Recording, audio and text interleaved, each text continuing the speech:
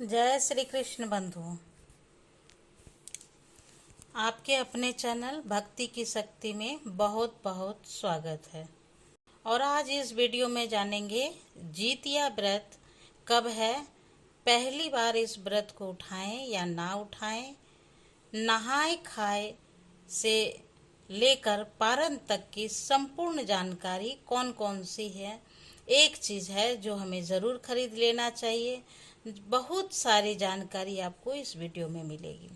इससे पहले अगर आपने मेरे इस चैनल को सब्सक्राइब नहीं किया है तो प्लीज़ चैनल को सब्सक्राइब कर लें, बेल आइकन को भी प्रेस कर लें ताकि आने वाली वीडियो की नोटिफिकेशन आपको सबसे पहले मिल सके। आश्विन माह के कृष्ण पक्ष में पड़ने वाली अष्टमी तिथि को जीतिया व्रत किया जाता है और यह व्रत हम अपने संतान की लंबी उम्र के लिए, दीर्घायु होने के लिए करते हैं। और जीतिया व्रत 3 दिन का होता है। पहला दिन नहाई खाई किया जाता है, दूसरा दिन व्रत रखा जाता है और तीसरे दिन व्रत का पारण किया जाता है। जीतिया व्रत निर्जला होता है, इसे निर्जला व्रत रखा जाता है। तो पहला दिन इसमें हो गया नहाय खाए। तो नहाय खाए के दिन हमें बाल धोकर स्नान कर लेना चाहिए और इस दिन जब बाल धोते हैं तो उसमें तेल खड़ी बाल में लगाकर हमें बाल धोना चाहिए। तो आपके अगल बगल में यदि नदी है, तालाब है, तो गंगा जी है, तो आप वहाँ जाकर उस दिन बाल धोकर स्नान कर लेना है। तेल खड़ी चढ़ा दीजिएगा। अगर घर में स्नान कर रहे हैं तो अपने नहाने के जल में आप 2 बूंद गंगा जल मिलाकर आप स्नान कर लीजिएगा। स्नान करने के बाद हम दही चूड़ा चढ़ाते हैं। तो जिनकी सास है वह पितरों के लिए नहीं चढ़ाएंगी और जिनकी सास नहीं है वह पितरों के लिए दही चूड़ा चढ़ाएंगी। तो दही चूड़ा झिंगनी के पत्ते पर ही चढ़ाया जाता है। एक जगह चूल्हो और दूसरी जगह सियारन और एक जगह जितमहान भगवान के लिए, और जिनके सास हैं वो पितरों के लिए नहीं, और यदि जिनकी सास नहीं है वो पितरों के लिए भी चढ़ाएंगे। तो इस तरह से हम 4 जगह दही चूड़ा चढ़ाएंगे और हम उस दिन दही चूड़ा चढ़ाते हैं। और हमारे घर इधर दही चूड़ा चढ़ाने का नियम है, कहीं पर पुआ चढ़ाने का नियम है, कहीं पर जलेबी चढ़ाने का नियम है। तो देख लीजिएगा आपके हिसाब से कि आपके घर परिवार में क्या नियम है, तो आप वही चढ़ाएंगे। ठीक है। तो जब हम चढ़ा लेते हैं तो जो चूल्हो सियारन वाला है वह फेंक देते हैं। जो जितमहान भगवान वाला दही चूड़ा रहता है वह अपने पति, अपने बच्चों को जो है प्रसाद स्वरूप उसे देते हैं। ठीक है। और पितरों वाला जो रहता है तो आप ब्राह्मण को या गाय को आप दे सकते हैं। ठीक है। भोजन में इस दिन मरवा का रोटी, नोनी का साग, झिंगनी की सब्जी खाई जाती है और कहीं कहीं पर नहाई खाई के दिन मछली भी खाया जाता है। तो जिनके यहाँ मछली खाने का नियम है तो वो मछली भी खाएंगी। मरवे की रोटी, झिंगनी की सब्जी और नोनी का साग जरूर खा लीजिएगा। और इस व्रत में लहसुन प्याज का नियम है। जो मछली खा रहे हैं वो तो लहसुन प्याज खाएंगे ही, जो नहीं खा रहे हैं वो लहसुन प्याज नहीं खाने का नियम होता है उनके घर में। ठीक है। तो व्रत इस तरह से हमारा नहाय खाए हो गया। अब सरगी की बारी आती है। तो सरगी में हम जो है सुबह 3 बजे सुबह उठ जाइए, समझे। उठने के बाद सबसे पहले अपना दांत साफ कर लीजिए, उसके बाद दही चूड़ा खाया जाता है। नहा के आप दही चूड़ा खाइए, खाने का नियम है। और अब चाय, जूस, शरबत जो कुछ भी आप खाना चाहें, पीना चाहें आप पिएंगे, लेकिन जो है दही चूड़ा का नियम ज़रूरी है। तो आप थोड़ा सा भी दही चूड़ा ज़रूर खाना है। और हमारे इधर उसे ओढ़गनिया बोला जाता है।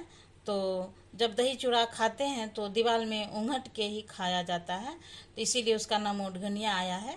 उसके बाद हम पानी पी लेते हैं और सरगी करने के पहले भी हम ब्रश करते हैं और सरगी करने के बाद भी हम ब्रश कर लेते हैं या दातून कर लेते हैं। ठीक है। कोई भी जूठा चीज़ हमारे मुंह में फंस के नहीं रह जाए, इसीलिए हमें बाद में भी ब्रश कर लेना है। ठीक है। इस व्रत को हम पूरे दिन रखते हैं और अगले दिन पारण किया जाता है।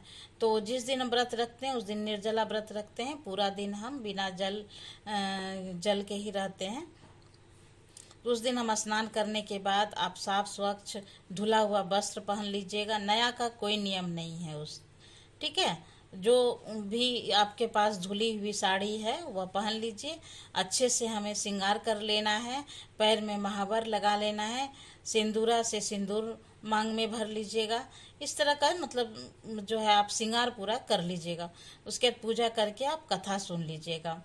आपके अगल बगल में यदि कोई सुना रहा है तो आप उनसे भी कथा सुन सकते हैं, या खुद भी आप जो है पढ़ लीजिएगा कथा को। नहीं तो आप खुद से भी कथा पढ़ ले सकते हैं। पूजा पाठ करने के बाद आप लोग जितिया पहन लीजिएगा।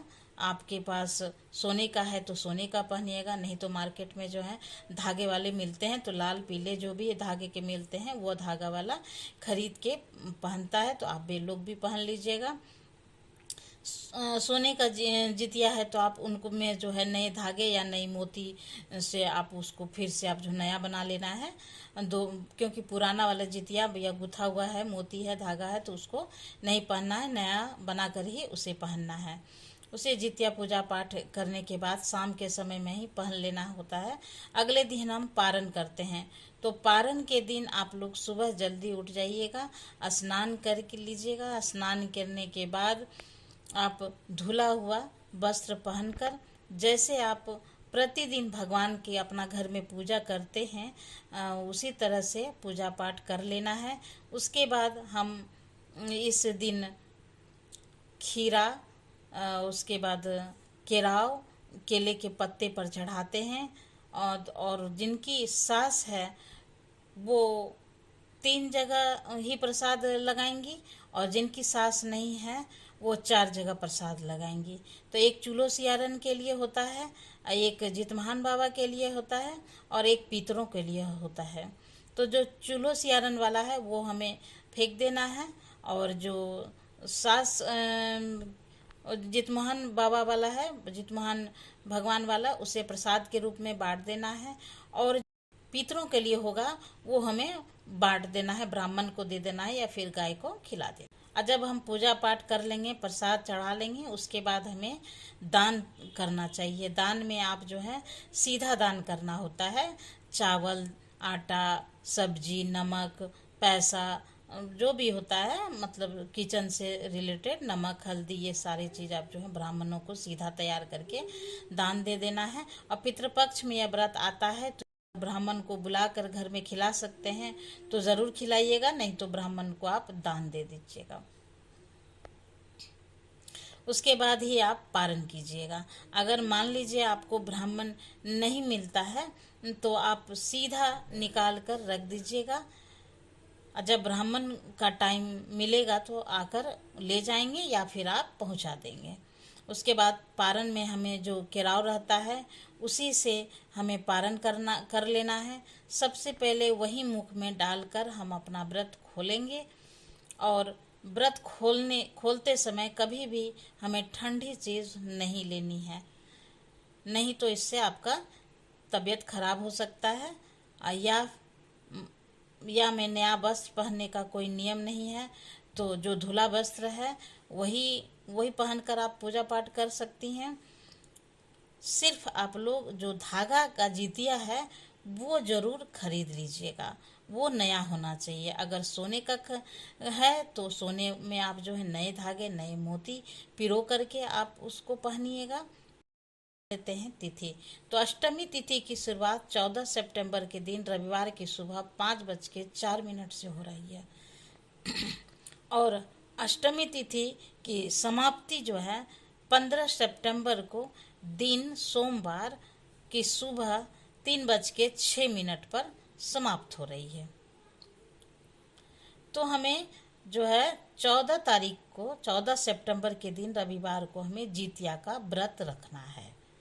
इसे जितिया व्रत भी कहा जाता है, या जीवित पुत्रिका व्रत भी कहा जाता है, जो भी कह सकते हैं। नहाय खाए 13 सितंबर दिन शनिवार को रखेंगे, और 14 सितंबर दिन रविवार को व्रत करना है और पारण 15 सितंबर दिन सोमवार को करना है। तो पहली बार इस व्रत को उठाना चाहते हैं तो ज़रूर उठाइए। इस बार आप जो हैं कोई मलमास, कोई अधिक मास कुछ भी नहीं है। इस बार जो पहली बार जितिया आरंभ करना चाहते हैं वो आरंभ कर सकते हैं, तो कीजिए। इन्हीं सब नियमों का पालन ज़रूर करना चाहिए। तो आज का वीडियो यहीं तक था। फिर मिलूँगी एक नए वीडियो में। वीडियो अच्छा लगे तो आप लोग इस लाइक ज़रूर कीजिएगा, मेरे इस चैनल को सब्सक्राइब कर लीजिएगा, बेल आइकन को प्रेस कर लीजिएगा, ताकि आने वाली वीडियो की नोटिफिकेशन आपको सबसे पहले मिल सके। तो मिलते हैं अगले वीडियो में। Thanks for watching.